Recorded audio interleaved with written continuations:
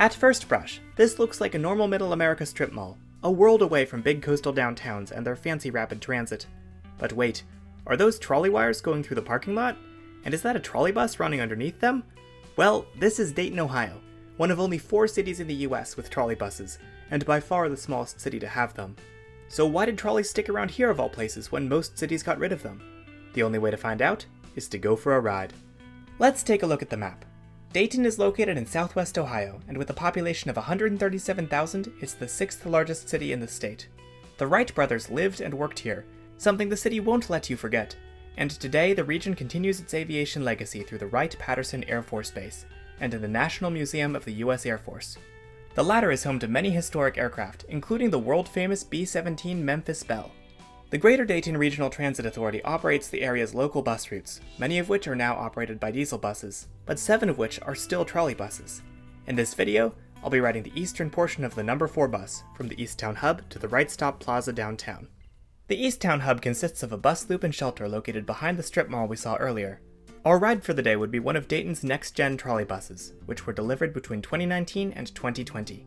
Their bodies were manufactured by Gillig, minus engines, giving them the nickname gliders, and their poles and electrical systems were added by Kiepe, a German company. Indeed, one of my favorite parts of riding these vehicles was the sounds of the motors.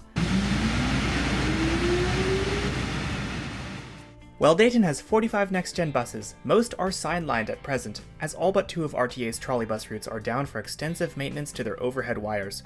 RTA also has a small fleet of heritage trolleybuses which are rolled out for special events, including this nearly octogenarian one hand-painted in a Christmas livery.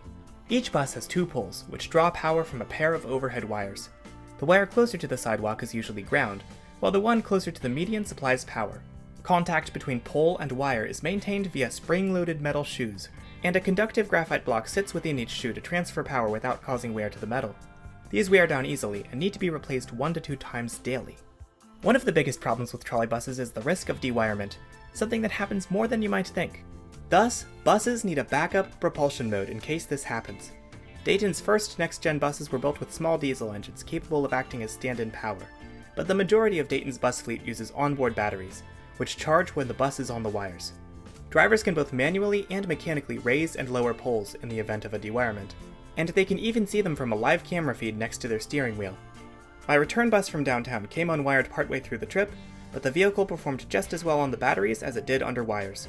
This stands in stark contrast to the previous batch of buses, which could barely move on their own without overhead power. In some cases, when a stranded bus can no longer self-propel, a truck with a giant bumper must be deployed to move it. Trolleybuses, not to be confused with diesel buses built to look like trolleys, date back to 1882. By the mid-20th century, they were quite popular around the United States, often augmenting or replacing streetcar networks. Dayton got its first route in 1933, adding on to a streetcar system first electrified in 1888. And over the next decade, the multiple private companies operating transit into downtown began to adopt trolleybuses. Dayton was unusual for not merging or consolidating their regional transit operators around the Depression years. By the 1960s, long after streetcar service had ended in Dayton and diesel buses had taken over most cities' bus fleets, trolleybuses still made up the majority of Dayton's urban transit, due in part to the work of Mr. W. W. Owens, then director of city transit, who was a strong trolleybus supporter. There's literally a trolleybus on his gravestone. Greater Dayton RTA's Board of Trustees voted to remove trolleys in 1988, but the decision was reversed in 1991, as keeping the fixed wire system was deemed more cost-effective than removal, not to mention more environmentally friendly. Thus, through enthusiastic adoption of trolleybus technology and a series of visionary leaders and advocates, Dayton became the smallest US city with trolleybuses, and the only one without rail transit to have them. Heck, Amtrak doesn't even stop here.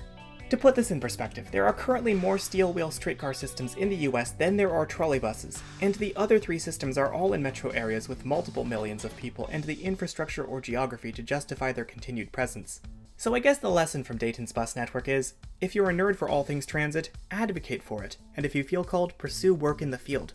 The more of us do this, the more change we can make. Don't believe me? See Toronto keeping its streetcars, DC building metro instead of highways, and New York City reinstating congestion pricing. Okay, we're working on that one. Point is, those of us who know transit well know what it has to offer, and that knowledge, applied inside and outside of the bureaucratic world of transit, can actively make our communities better in so many ways. Dayton's leadership and advocates clearly did so, maintaining old and trustworthy technology to operate clean, environmentally friendly transit for generations to come. If you'd like to visit Dayton's trolleybuses, don't stop at a ride. Give the RTA customer service number a call, ask for Mr. Pat O'Malley, and tell him Caleb sent you, and he might be able to take you on a tour of the bus garage. Huge thank you to Pat for the tour and the facts behind this video, as well as to my Patreon supporters for bankrolling my Skyline chili after I filmed this. I'll see you all next week.